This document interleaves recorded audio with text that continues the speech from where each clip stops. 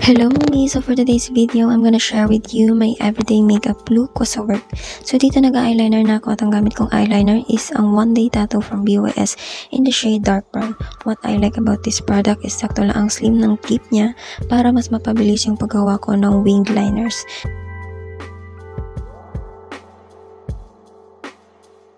Dito mami, makikita nyo na super kinukuskus ko talaga siya para mapakita sa inyo na naglalast talaga siya ng one day at hindi siya basta-basta na-erase. Sobrang happy ko kasi sobrang tipid ng eyeliner na to.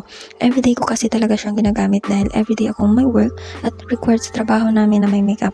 So paubos na to mami at based on my experience ay umaabot naman siya sa akin ng 6 months. Kasama na doon yung mga in-erase ko kapag nagkakamali ako at yung mga time na may nangihiram ng eyeliner sa akin. Hindi ako nagbe-base mami sa presyo kundi sa quality ng mismong product at mismong performance nito kasi makakatipid ka pa rin kasi mas tumatagal ito at hindi agad nauubos. Kumbaga me, you will get what you paid for. So dito mga mi ay nagkikilay na ako at ang gamit kong pangkilay ay ang eyebrow gel ng Beauty Glaze. So pag nagkikilay pala ako mga mi ay lagi kong inuuna yung tip ng brows tapos saka ko siya i-connect in the middle part ng brows ko.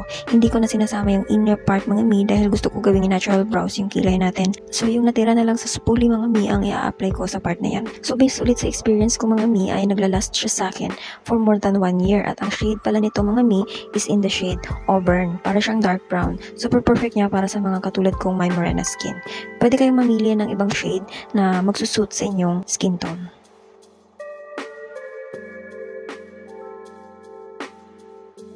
So para naman ma-enhance yung brows natin mga mi, is linisin natin siya ng concealer. At since naubos na yung concealer ko, kaya ginagamit ko na lang tong foundation ng Into It in the shade Sheena. Maganda din yung kinalabasan niya mga mi dahil nagmukha siyang natural dahil ina-adapt ng foundation na to yung skin color mo. So next naman natin mga mi is yung multi-purpose na lipstick ng Maybelline. Ginagamit ko kasi siya sa lips, sa cheeks at maraming beses ko na din tong nagamit sa eyeshadow ko. Super fan talaga ako ng Maybelline mga mi dahil sa quality din ng mga products nila. At tignan nyo naman kung gaano kaganda yung nabibigay na glow ng product na ito para sa mga katulad kong may morena skin. At yung shade pala na gamit ko mga mi is in the shade The Cool Rebel. Hindi mo na kailangan mag-add ng maraming product mga mi para mag-retouch. Ito lang sapat na. Kasyang-kasya kahit sa bulsa mo. Sobrang ganda nitong mga mi dahil pag nakakalimutan ko ang eyeshadow ko at blush on ay nandito tong lipi na to para isalba ako at gagawin pa rin akong fresh at blooming pagpapasok sa work.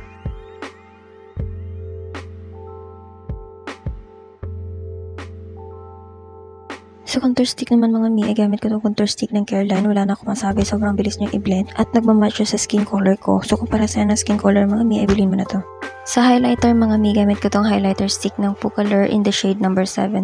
Super creamy ng texture niya mga mi, kaya sobrang dali niyang i-blend at super pigmented niya din. Kaya sigurado akong tatagal ito sa'yo. Dahil kitang-kita naman sa mga video mga mi na sobrang glowy ng skin natin pagkatapos natin itong i-apply.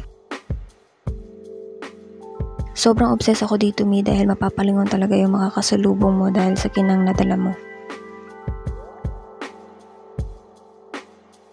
So mag-aayos lang ako saglit mga mi and here's the final result.